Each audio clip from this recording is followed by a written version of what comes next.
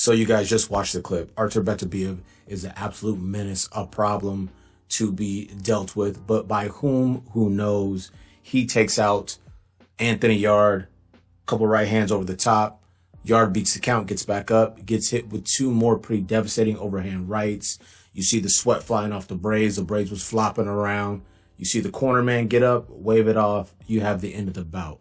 My next question is this: who beats this man? Now, before you answer that question, we already understand what most boxing purists would like to see, and that is Artur Beterbiev taking on Dmitry Bivol, and we'll get into that a little bit later in this video. But for the time being, let's examine who Artur Beterbiev is and how we arrived at this point. Obviously, we know about last Saturday. Anthony Yarde gets knocked out, stopped, viciously corner stoppage. Artur Beterbiev is 19-0, 19 straight stoppages. That's a TKO variety, the knockout variety. And in recent bouts, Marcus Brown, Joe Smith Jr., now Anthony Yarde, he's starting to put together a pretty respectable resume where you can't say the little funny, cute shit where it's like, oh, well, who has he beat? And of course, these guys are getting knocked out. That book is now closing, if not closed already, with the way he's dispatching of champions, former champions, won or no loss guys in impressive and emphatic fashion. How does Artur Beterbiev do it? Steadfast fundamentals, quality jab, will mix it up, he'll go to the body. He's durable, he has a legit chin. It's hidden under that beard. He has that yapper, that beard. He keeps a chin under there that's pretty well concealed. Nothing flashy, nothing too crazy, but legitimate concrete power in both hands. Let's take a look at the CompuBot stats from this night's bout, Saturday night bout with Anthony Yarde. And one of the things you'll see here is this: he wins in every major statistical category: total punches, power punches, jabs landed, and then they break it down, body and headshots. But the three major categories: total punches, body punches, and jabs landed. He is more efficient in every single category. The only close area which you would see is power punches, where he is more efficient, but the discrepancy is only of 9 total strikes landed between the two combatants. Beterbiev +9 over Anthony Yarde, but Anthony Yarde throwing more punches, being less efficient. This is who Artur Beterbiev is. He doesn't really do anything too crazy, but the thing that you have to realize when you take on a combatant like Artur Beterbiev is this: the jabs, they add up. The power punches, they add up. The damage that you begin to wear, it starts to add up on you. And no matter how good you are, conditioned you are, well established you are, at least right now, it's looking like it's tough for anybody to stand up against this. There were some criticisms of Anthony Yarde about his overall physical shape. The reason why I'm not going to go into that myself is because he's enjoyed a measure of success up until this point with that physique. He's a muscle-bound guy, a la AJ. And he goes out there and he boxes. He's powerful. He has good speed, athleticism. And he does the best that he can in spots that he can operate in. Knockout loss to Kovalev, who he almost got out of there. A couple seconds, I think it was the 8th round. A couple seconds longer, Anthony Yarde has an opportunity to take out Kovalev. If he doesn't, he ends up getting stopped. Now he takes on Artur Beterbiev, gets stopped again. But not so much about Yarde, but more about Beterbiev and who he is as a combatant.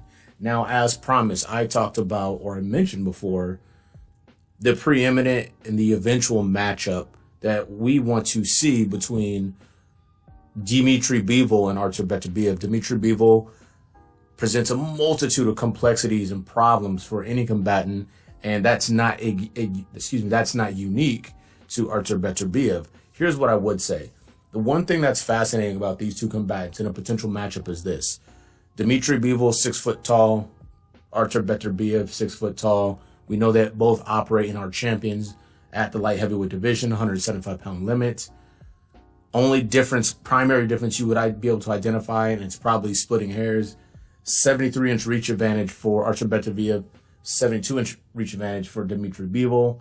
Minuscule in nature. That means the physical dimensions they come in with offer a wash, and then the skills, the ability to apply or implement whatever game plan those combatants bring with them ends up being the thing, or will be the thing, that carries the day. Now, will we get this matchup in 2023? I'm running out of reasons to see why not. The only one I can really think of is Canelo Alvarez should be fighting in May. Eddie Hearn has already stated he's looking for work for him, a potential rematch at 168 pounds between Canelo Alvarez and Dimitri Bivol coming down in weight. I did a video on that. Be sure to check that out. I might throw it at the end of this one. But outside of that, Artur Beterbiev is taking care of business. Carved up Anthony Yarde, stopped him brutally. It looked bad at the end for Yarde there. He had a little protest, but he got stopped.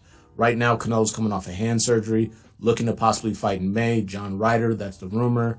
And then again, September, the Mexican dates that he loves to claim when he does indeed fight on them. He is looking at possibly taking on Dimitri Bivol in a rematch. If those things don't happen, it doesn't play out for whatever reason, Canelo's timetable doesn't match up or meld or provide the opportunity for those matchups to take place, I fully anticipate and expect Top Rank to get something figured out with Eddie Hearn and his group to get a fight with Artur Beterbiev and Dimitri Bivol. How that fight plays out, I will be breaking that fight down. An early prediction for me right now, if I'm going to break this fight down, super surface level, the ability of a Dimitri Bivol to maintain and control range against a myriad of different opponents, different fighting styles, is the first thing I look at. The second thing I look at is Umar Salimov was able to kind of stymie Bivol's offense, and Joe Smith Jr. was able to land 2 heavy shots in the back half of that fight, wobble Dimitri Bivol at the bell. Dimitri Bivol recovers nicely, testament to him, good chin, boxes his ass off, and he gives Joe Smith Jr. a bad loss. One-sided, lopsided victory. Common opponent with one, Artur Beterbiev. Artur Beterbiev, I believe, knocked out Joe Smith Jr. in 2 rounds. So that's just a play on some of the readily available information. Umar Salimov versus Dimitri Bivol, though, was a little bit different. Salimov had really nice physical dimensions. I think he was 6'2", 6'3", nice long reach, and was able to kind of make Dimitri Bivol live on the outside. But adjustments by Dimitri Bivol, he boxes well, he gets the victory. Most of you guys don't even know who Umar Salimov is. That's fine. What are your thoughts? How do you see a fight between Dimitri Bivol, Artur Beterbiev play out? Shout out to Anthony Yarde. He took a rough one out there. He will be back. Artur Beterbiev he's just a different dude. Like I said before, 19-0, 19 vicious knockouts. This is your boy JG. This has been the Punch Report. Let me know what your thoughts and feelings are about Artur Beterbiev, Anthony Yarde, potential matchup with Dimitri Bivol, and what's up for one Canelo Alvarez. We out.